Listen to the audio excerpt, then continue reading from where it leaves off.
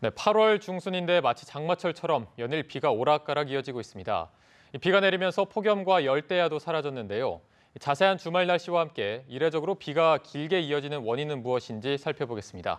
김재훈 기상 전문 기자 나와 있습니다. 안녕하십니까? 네, 안녕하세요. 네, 일단 요즘 날씨가 그야말로 종잡을 수 없을 정도로 변덕이 심하다고 할 수 있는데 보니까 오늘도 전국에 비 소식이 들어 있습니다.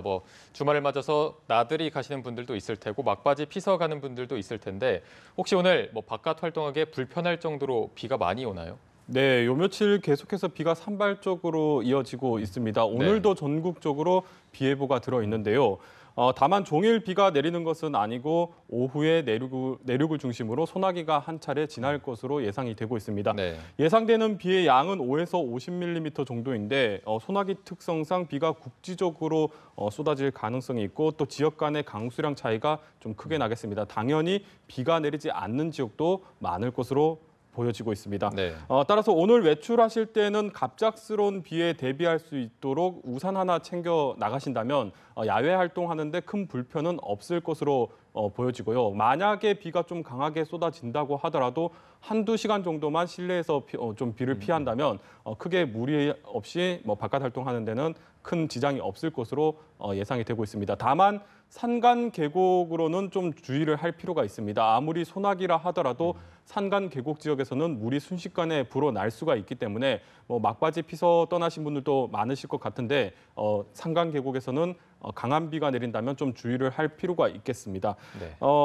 일단 남부지방은 오늘 폭염특보가 내려진 곳이 있긴 하지만 대부분 지역이 낮 기온이 30도를 밑돌면서 큰 더위는 없을 것으로 예상이 되고 있습니다. 네. 내일도 전국에 비 소식이 들어 있습니다. 내일은 오늘과는 좀 다르게 체계적으로 발달한 비구름이 들어와서 종일 좀 비가 이어질 것으로 예상이 되고 있고요.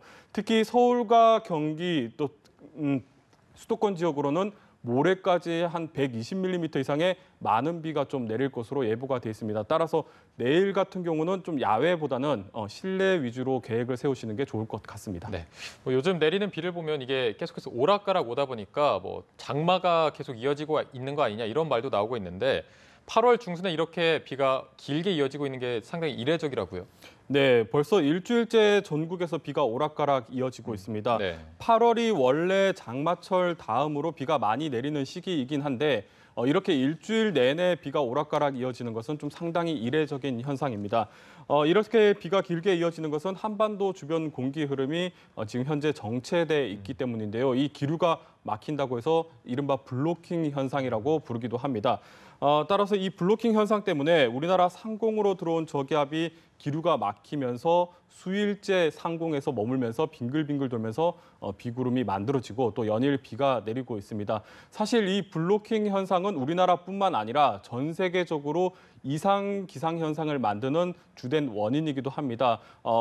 아까 전해드린 것처럼 똑같은 날씨가 수일째 지속되다 보니까 만약에 폭염이 한번 오게 되면 폭염이 훨씬 더 심해지고 또 네. 비구름이 한번 발달을 하게 되면 또 물폭탄으로 이어지는 경우가 많기 때문에 이 블로킹 현상이 기상 이변의 주된 원인이다 이렇게 얘기를 드릴 수가 있겠고요. 네. 우리 몸도 혈관이 막히면 혈액순환이 잘 안 되면서 몸에서 증상이 나타나는 것처럼 현재 우리나라가 기류가 막히면서 이상 기상 현상이 나타나고 있다 이렇게 생각하시면 좀 더 이해가 쉬울 것 같습니다. 네.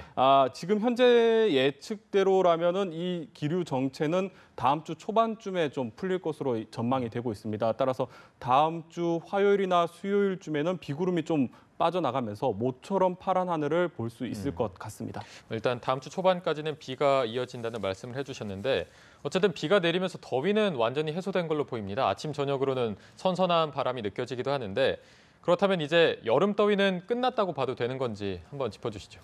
네, 지난 7월에도 38도, 39도를 넘나드는 워낙 극심한 폭염이 나타나면서 올 8월은 또 어떻게 견디나 이렇게 좀 걱정이 됐었는데 신기하게도 입추가 지나면서 폭염과 열대야가 좀 수그러들기 시작하더니 이번 주에는 연일 비가 내리면서 더위의 기세가 좀 완전히 꺾인 모양새를 보이고 있습니다. 사실 이 폭염이 사라진 것은 좀 전에 언급한 것처럼 블로킹 현상하고 좀 관련이 있습니다. 네. 조금 전에 저기압이 우리나라 상공에서 수일째 빙글빙글 돌면서 비구름이 만들어지고 있다 이렇게 얘기를 드렸었는데 이 저기압이 비구름만 만드는 것뿐만 아니라 한반도 북쪽에 찬 공기도 계속해서 끌어내리고 있습니다. 이 때문에 아침 저녁으로 좀 선선한 바람이 부는 것도 이 찬 공기가 내려왔기 때문입니다. 사실 지난해는 광복절이 지나고도 폭염이 한 일주일 더 길게 이어졌었는데 올해는 이 블로킹 현상 때문에 찬 공기가 한 열흘 정도 먼저 내려와 있습니다.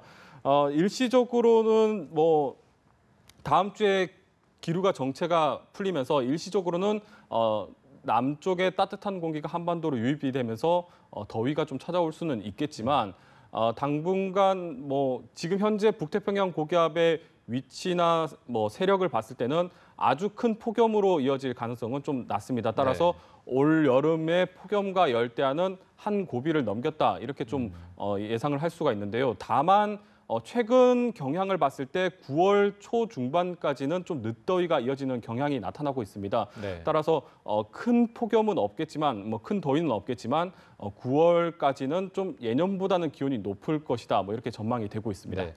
뭐 통상적으로 사실 8월에서 9월이라고 하면은 태풍 걱정을 많이 하실 텐데 올해는 보니까 이 태풍이 5호 태풍 노루가 지난 뒤에는 잠잠합니다. 앞으로 태풍 전망은 어떻게 되나요?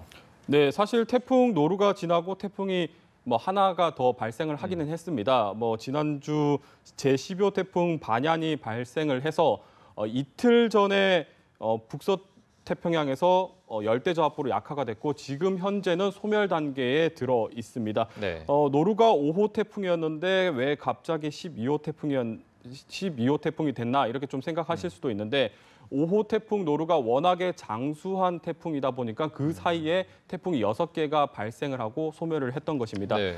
태풍 전망을 좀 더 전해드리자면 앞으로 이달까지는 태풍이 1개에서 2개 정도는 더 발생할 수 있을 것으로 보여지고 있습니다. 현재는 서태평양 상공이나 기류를 봤을 때는 태풍이 잘 발달할 수 있는 환경은 아닙니다. 하지만 다음 주부터 좀 기류가 변화가 좀 생기기 시작하면서 태풍이 좀 발생할 수 있는 환경으로 좀 바뀔 것 같고요. 또 비구름이 이 체계적으로 발달을 했을 때 현재 서태평양이 예년보다 뜨거운 상태를 유지하고 있기 때문에 태풍으로 성장할 가능성이 좀 높아 보입니다. 따라서 이달까지는 태풍이 1~2개 정도는 더 발생을 할 수 있을 것 같고 또 사실 여름이 지난다고 해도 태풍은 계속해서 발생을 합니다. 네. 특히 8, 9월에 발생하는 태풍이 통계적으로 봤을 때도 한반도 쪽으로 북상을 하면서 영향을 준 태풍이 훨씬 더 많습니다. 따라서 가을 태풍에 대한 대비를 좀 해야 되겠고 실제로 작년 10월 같은 경우에는 태풍 차바가 한반도에 상륙을 하면서 큰 피해를 입힌 사례가 있습니다. 따라서 여름이 지나가더라도 태풍 대비는 가을에도 계속해서 좀 잘할 필요가 있겠습니다. 네. 자, 지난주부터 이 동해안에서 너울성 파도가 계속해서 일고 있습니다. 이 너울 때문에 지난 주말에는 인명 피해도 발생했는데 보니까 오늘도 이 너울이 예보가 돼 있죠. 네, 지난주부터 동해안에서는 연일 너울성 파도가 계속해서 발생을 하고 있습니다. 이 너울 때문에 실제로 지난 주말에는 피서객 30여 명이 좀 물에 빠졌다가 구조가 됐고 안타깝게도 그중에서 2명이 사망하는 사고도 발생을 하기도 했습니다. 파도가 거세게 있는데 왜 바다로 들어갔냐 뭐 이렇게 생각하실 수도 있는데 사실 이 너울이라는 게 해안가 날씨와는 정비례하지가 않습니다. 네. 이 너울은 뭐 먼 바다의 기상 조건에 의해서 발생을 해서 이 바다를 건너오면서 큰 파도로 성장을 하기 때문에 해안가 날씨가 좋다고 하더라도 갑자기 큰 파도가 밀려와서 휩쓸릴 수가 있습니다. 이번 너울도 일본 홋카이도 부근에 있는 저기압에 의해서 발생을 했고 이 바다를 건너오면서 파도가 크게 성장을 한 것으로 보여지고 있는데요. 네. 호수 한가운데 우리가 돌을 던졌을 때 그 돌이 떨어진 자리에는 물결이 잔잔하게 일지만 물가로 왔을 때는 큰 물결로 바뀌는 것과 비슷하다고 생각을 하시면 될 것 같습니다. 따라서 이 너울은 좀 상당히 잘 안 보이는 현상이기 때문에 조심을 할 필요가 있겠고 네. 또 특히 이 너울 같은 경우는 일반적인 파도와는 다르게 좀 주기가 길게 이어집니다. 파도가 두 번 올 때 너울은 한 번 정도 온다고 생각을 하시면 되는데 네. 그만큼 동반되는 물의 양이 많습니다. 따라서 이 너울에 한 번 휩쓸리게 되면은 쉽게 빠져나오기가 쉽지가 않습니다. 네. 사실 올해뿐만 아니라 이 너울 때문에 해마다 인명 피해가 발생을 하고 있습니다. 따라서 해안가 날씨가 아무리 좋다고 하더라도 이 너울이 예보가 돼 있으면은 해안 출입을 좀 자제하고 안전사고에는 좀 대비를 잘 할 필요가 있겠습니다. 네, 뭐 비 피해나 너울에 대한 피해도 주의를 하셔야 될 것으로 보입니다. 지금까지 김재훈 기상 전문 기자와 함께했습니다. 고맙습니다.